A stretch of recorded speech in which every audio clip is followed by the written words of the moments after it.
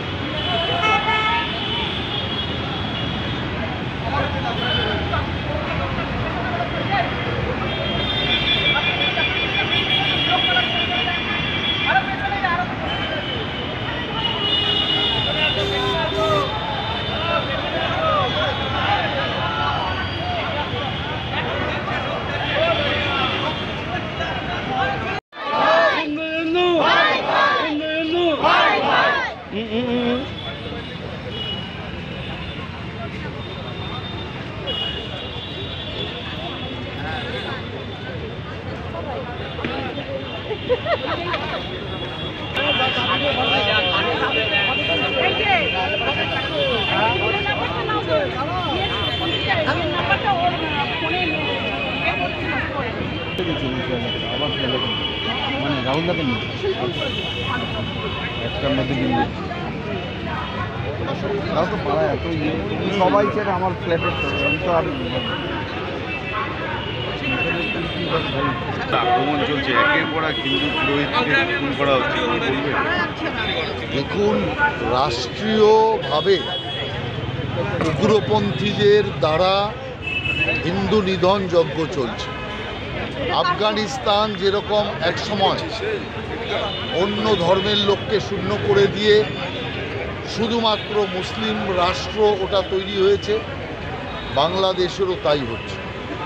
যার জন্য বাংলাদেশে আজকে সবচেয়ে বেশি ভারত বিরোধিতার জিগির উঠছে, পাকিস্তান প্রেমের জিগির উঠছে। তার মানে বাংলাদেশে সরকার এবং বাংলাদেশে উগ্রবাদীরা তারা এখন পাকিস্তানপন্থী হয়ে গেছে।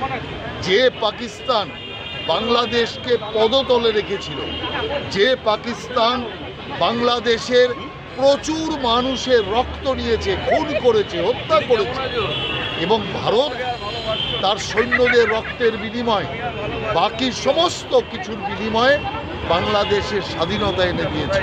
বাংলাদেশকে একটা সুস্থ গণতান্ত্রিক দেশে রূপান্তরিত করবার জন্য যত রকম সহযোগিতা তা করেছে।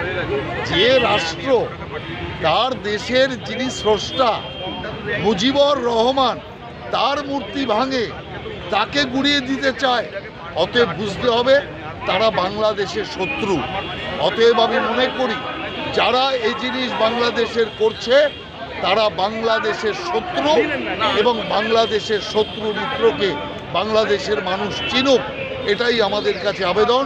বাংলাদেশে গণতন্ত্র ফিরিয়ে আনার জন্য সমস্ত স্তরের মানুষের প্রয়াস হওয়া দরকার, এবং আমি সারা বিশ্বের সমস্ত রাষ্ট্রের কাছে আবেদন জানাবো, যেভাবে নির্বিচারে হিন্দু নিধন যজ্ঞ চলছে, যেভাবে বাংলাদেশের মানবাধিকার লঙ্ঘন হচ্ছে, সমস্ত বিশ্বের সমস্ত দেশ কূটনৈতিক চাপ বাংলাদেশের উপর শুরু করুক। ভোটার লিস্ট স্পিকারের দিকে ছুড়ে দিলেন যে ভর্তি অনুপ্রবেশকারীর নাম।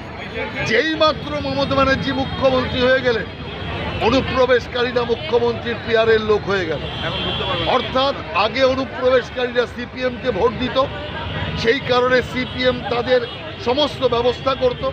যেই মাত্র মমতার সরকার এলো আর অনুপ্রবেশকারীরা মমতার ব্যানার্জির ফেভারে চলে এলো, বাংলার যে সমস্ত উগ্রপন্থীরা যারা বিভিন্ন জায়গা থেকে আসে তারা এখানে বহাল তবিয়তে রয়েছে।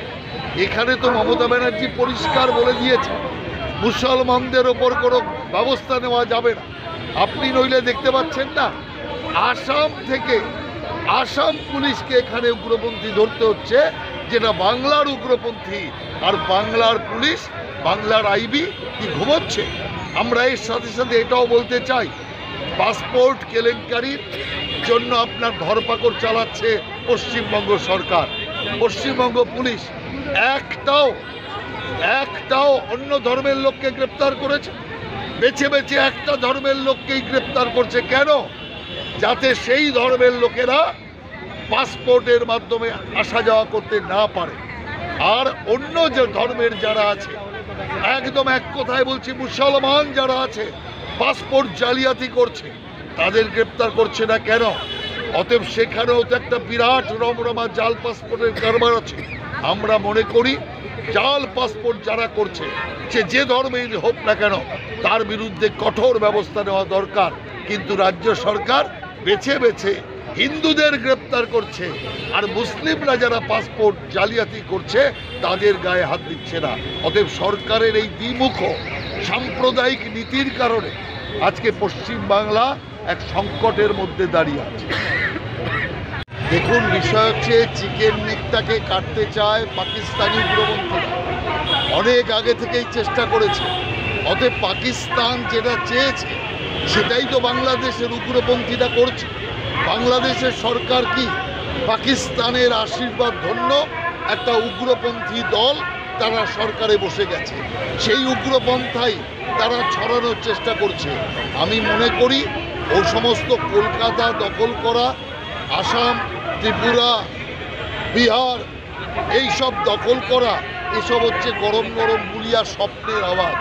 বাংলাদেশের যারা উগ্রবাদীরা তারা বুঝতে পারছে না, যখন বাংলার লোক রুখে দাঁড়াবে, ভারত যখন রুখে দাঁড়াবে, তখন বাংলাদেশ আর পায়ের তলায় জমি রাখতে পারবে না।